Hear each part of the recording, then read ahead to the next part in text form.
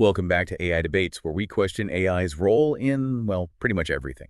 And today we're diving into a question that's generating a lot of buzz, especially with the recent unveiling of StratoGuard, an AI system designed to make independent tactical choices during war games. Should we be letting AI make autonomous decisions in warfare? Yeah, I mean, it's fascinating, right? It's forcing us to confront a future where machines could be calling the shots on the battlefield. And that raises some serious questions, not just about how it would work, but also about, the ethics of it all. Right, because when we talk about autonomous decisions, what exactly does that mean in a military context? Well, we have to understand that there are different levels of autonomy, right? Like, in its simplest form, it could be something like a drone adjusting its flight path to avoid obstacles. But at the higher end, we're talking about AI systems capable of selecting and engaging targets, all without direct human input. And that's where things start to get really interesting and controversial.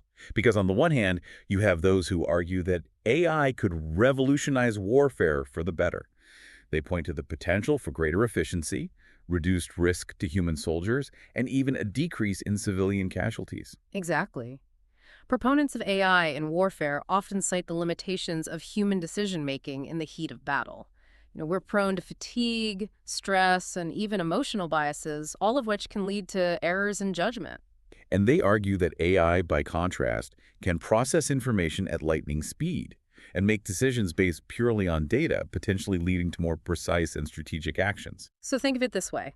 An AI system could analyze a battlefield situation in real time, taking into account factors like terrain, enemy movements, and even weather conditions, to determine the most effective course of action. It's almost like having a superpowered chess player on your side, constantly calculating the optimal moves. Yeah, that's a good analogy. And there's even some evidence to suggest that this approach can yield tangible results. There have been cases where drones, equipped with AI for targeted strikes, have reportedly minimized unintended casualties in certain conflict zones. That certainly makes a strong case for the potential benefits.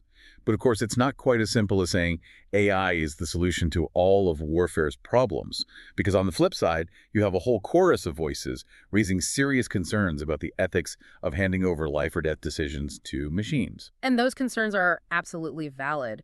War is inherently a human endeavor, right? It's fraught with moral complexities that may be beyond the grasp of even the most sophisticated AI. I'm thinking about things like proportionality. How do you program an AI to understand the difference between a legitimate military target and a civilian building?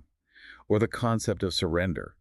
Can a machine truly recognize when an enemy combatant is laying down their arms and deserves to be taken prisoner? Exactly. These are just a few of the thorny ethical dilemmas that arise when you start talking about AI autonomy in warfare. And it's not just about the decisions themselves, but also about accountability. If an AI system does make a mistake, who's ultimately responsible? Yeah, that's a question that's still very much up for debate.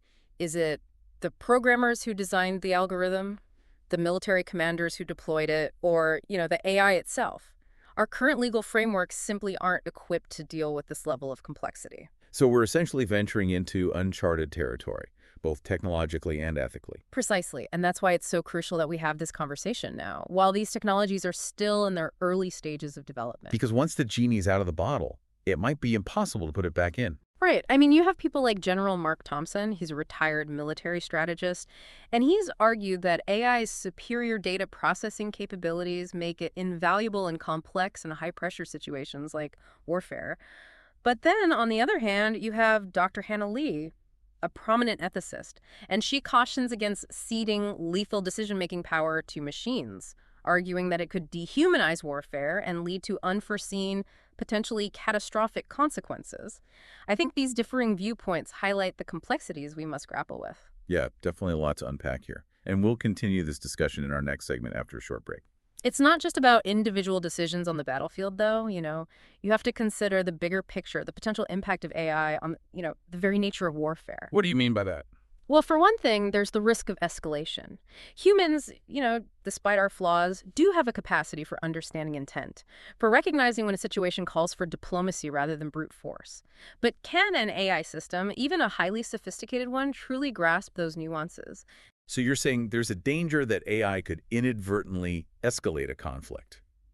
Maybe by misinterpreting an enemy's actions or by responding too aggressively to a perceived threat. Exactly. And remember, we're talking about machines that are trained on data. That data could reflect the biases and limitations of its creators, potentially leading to, skewed decision making. So if an AI is primarily trained on data about past military victories, it might be more likely to opt for aggressive solutions, even in situations where a more measured approach would be wiser. Precisely. And that brings us to another chilling possibility, the prospect of an AI arms race. Where nations are essentially competing to develop the most powerful and potentially unpredictable AI weapons. That's the fear.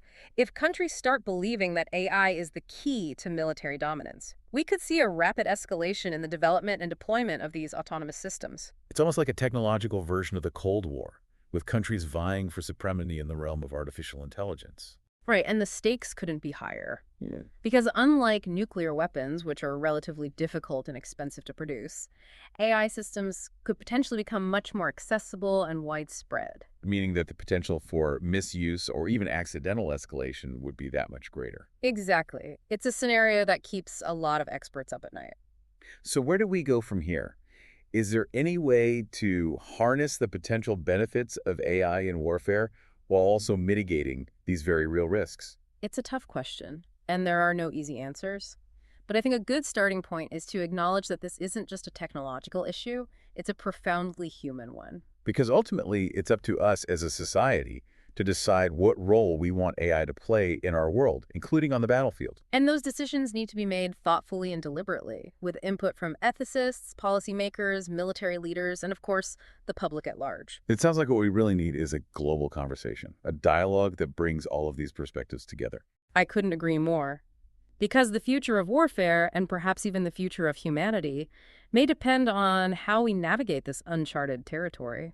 Well, we've certainly covered a lot of ground today, from potential benefits of AI in warfare to the very real ethical and strategic challenges it presents. Yeah, we've explored the complexities of autonomy, the question of accountability, and the chilling possibility of an AI arms race. And we've emphasized that this isn't just some abstract futuristic debate. AI systems like StratoGuard are being developed and tested right now, which means these dilemmas are no longer confined to the realm of science fiction. They're very real, and they demand our attention. But before we wrap up, we wanted to share some of the incredible insights and perspectives we've been receiving from you, our listeners. Because ultimately, this isn't just a conversation for experts and policymakers. It's a conversation that affects all of us. So let's take a look at what some of you have been saying. We put out a poll earlier asking, should AI have the autonomy to make military decisions? It's been fascinating to see the responses pouring in.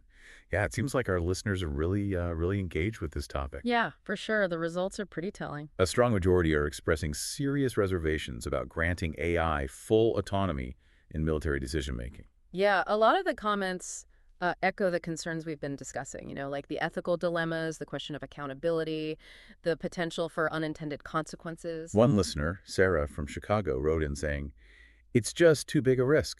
Oh. We can't let algorithms decide matters of life and death." Right, and David from London brought up the issue of bias, writing, AI systems are shaped by the data they're trained on. If that data is flawed, the decisions the AI makes will be flawed too. Makes sense. It's clear that a lot of people are uneasy about the idea of machines making decisions that could have such profound consequences. Yeah, but it's also important to acknowledge that there were dissenting voices, right? People who see the potential for AI to actually make warfare more humane. Like Alex from Berlin, for example, wrote, "If AI can help us avoid unnecessary casualties, shouldn't we at least explore that possibility?" Yeah, and that's a valid point, right? I mean, it forces us to confront the trade-offs, the balance between potential benefits and inherent risks. Definitely.